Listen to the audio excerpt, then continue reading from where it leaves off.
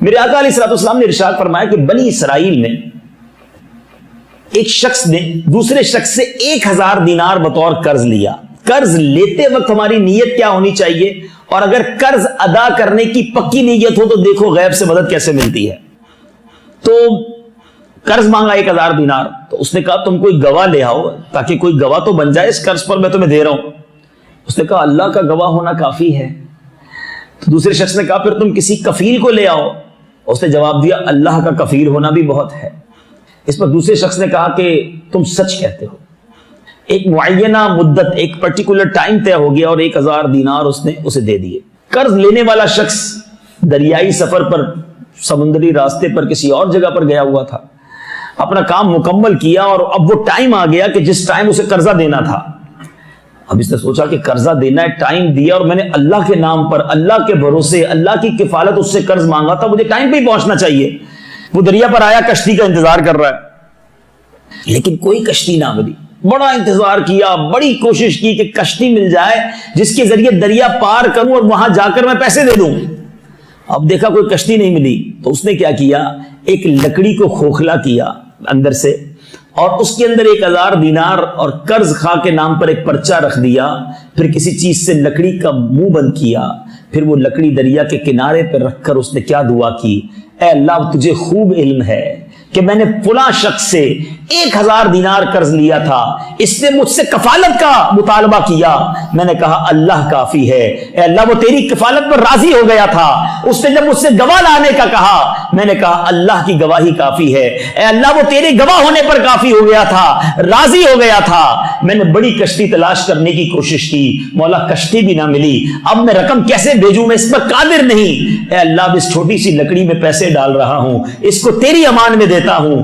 اب اس شخص نے وہ یہ کہہ کر لکڑی کو دریا میں ڈال دیا. میں کوئی کہانی نہیں سنا رہا, یہ بخاری شریف کے اندر میرے آقا علیہ الصلوۃ والسلام کی حدیث موجود ہے اور میرے آقا یہ حدیث صحابہ کو سنا رہے ہیں. اب سنو, وہ شخص وہاں سے واپس آ گیا, اس نے لکڑی میں وہ رقم رکھی اور واپس آ گیا.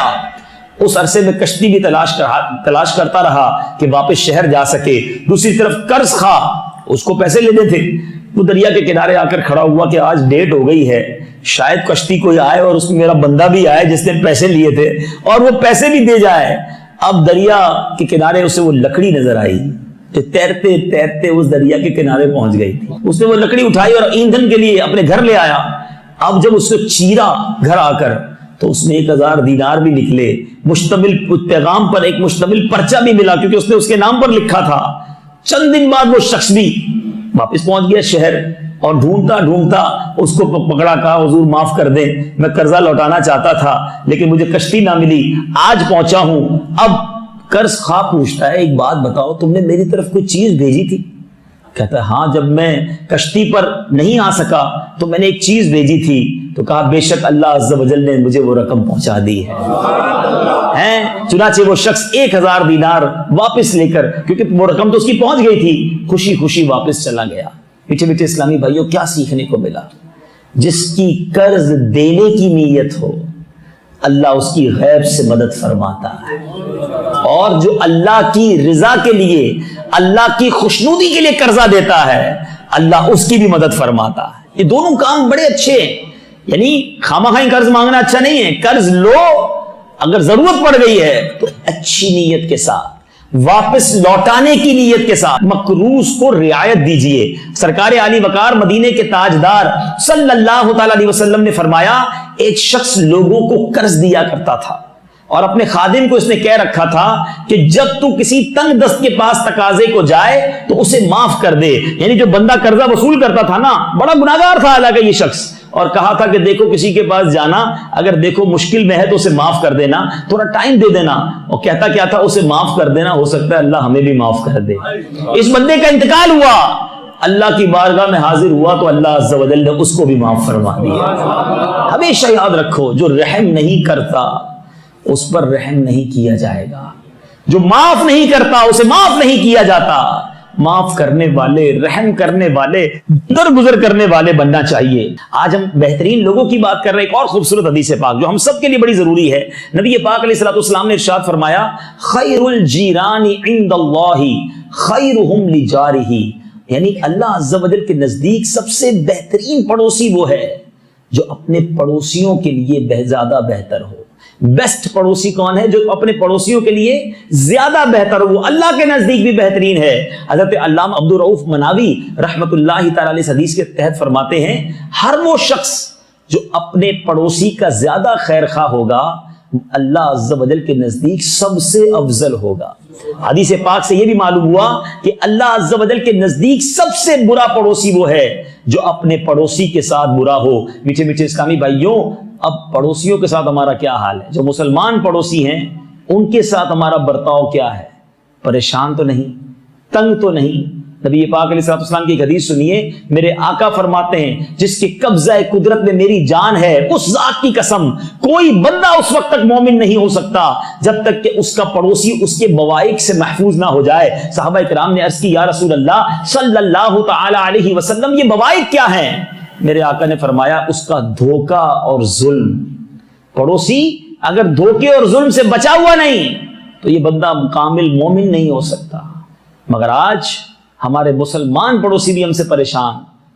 پہلے ہمارے اسلاف کیسے ہوتے تھے کہ غیر مسلم پڑوسی ہوتے تھے.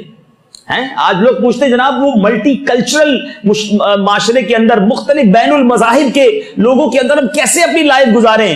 ارے صحابہ نے بھی تو گزاری تھی. خود نبی پاک علیہ الصلوۃ والسلام کا دور وہ تھا کہ غیر مسلمین بھی رہتے تھے اور مسلمان بھی رہتے تھے, مگر اچھے اخلاق کریمہ, معافی, درگزر اور محبتوں کی وجہ سے لوگ مسلمان ہوتے چلے گئے. آپ کو پتہ یہ فار ایسٹ کے جو ممالک ہیں, انڈونیشیا, ملائیشیا, سنگاپور, جتنے فار ایسٹ جس کو کہا جاتا ہے, ان ممالک میں اسلام پہنچا. لیکن کیسے پہنچا؟ کبھی غور کیا؟ یہاں بظاہر صحابہ کرام علیہم رضوان نہیں پہنچے, یہاں اسلام بہت پرانا نہیں ہے.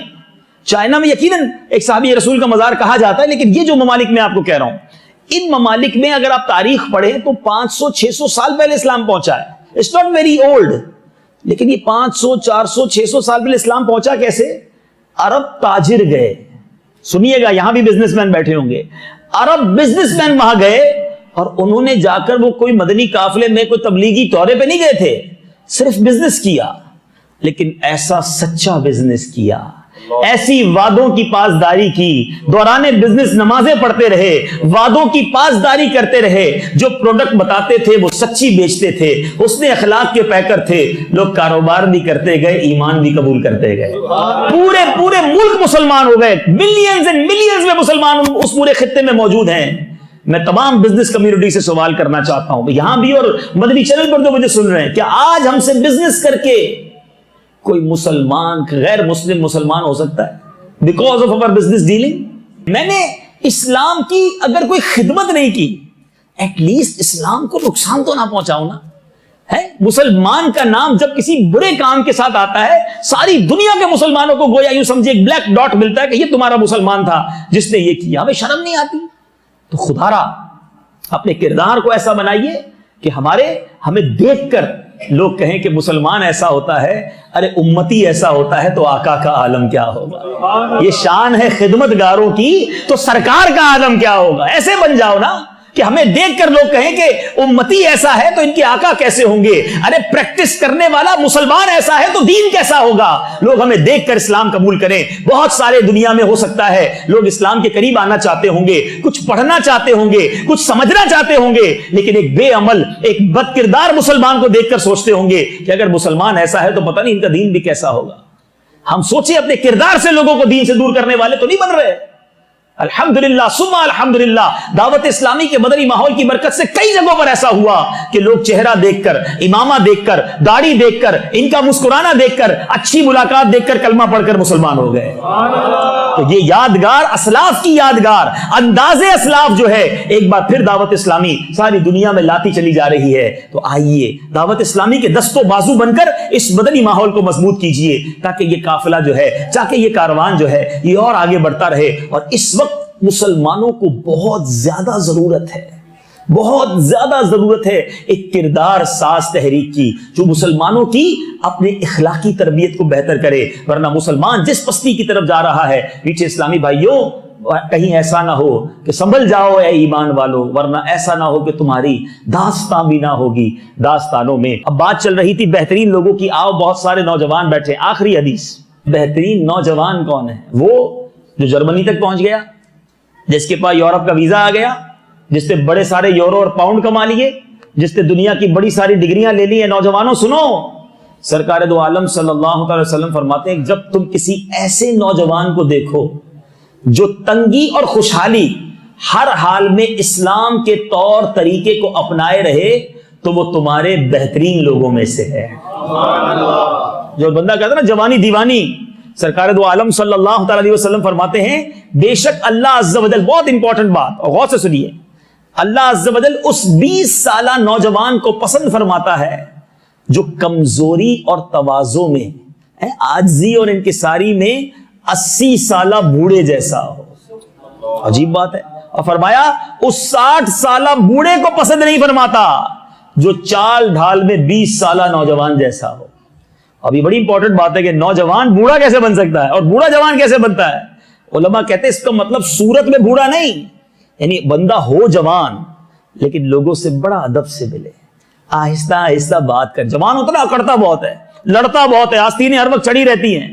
نہیں, اللہ اس نوجوان کو پسند کرتا ہے جو عاجزی والا بلے بوڑھے کی طرح دکھتا ہو, اور اس بوڑھے کو ناپسند فرماتا جو ویسے ہی بوڑھا ہے مگر ساری حرکتیں جوانوں والی ہیں, لڑائی جھگڑے کر رہا ہے, غصے دکھا رہا ہے. نہیں, میٹھے میٹھے اسلامی بھائی, بڑی پیاری بات ہے. پیارے آقا علیہ الصلوۃ والسلام نے فرمایا تمہارے نوجوانوں میں بہترین نوجوان وہ ہیں جو اپنے بزرگوں سے مشابہت اختیار کریں, یعنی بزرگوں والا انداز ہو, نرمی ہو, عاجزی ہو, انکساری ہو, ادب ہو, مسکراہٹ ہو, لوگوں کا خیال رکھنا ہو. تو بہرحال آج مختصر سے بیان میں 3-4 جہتوں سے ہم نے بہترین لوگوں کے بارے میں سنا. دوبارہ سے ریپیٹ کر لیتے ہیں کہ جب بھی قرض دیں اچھی نیتوں کے ساتھ دیں, اور جب قرض لیں تو انشاءاللہ اسے وقت پر ادا کریں گے. دوسری بات سیکھی کہ بہترین پڑوسی بننے کی کوشش کریں گے, اپنی غمی اور اپنی خوشی میں اپنے رب کو یاد رکھیں گے, اور عاجزی اور انکساری اختیار کریں گے. دیکھیں پھلدار درخت جو ہوتا ہے نا, آپ نے ہمیشہ پھلدار درخت جھکے ہوئے دیکھے ہوں گے, تو اگر جس کے اندر علم کا پھل ہوتا ہے, عبادت کا پھل ہوتا ہے, تقوی کا پھل ہوتا ہے, وہ عاجزی اختیار کرے, جھک کر رہے کہ دانا خاک میں مل کر گلے گلزار ہوتا ہے. اللہ تعالی ہم سب کو عاجزی کا پیغام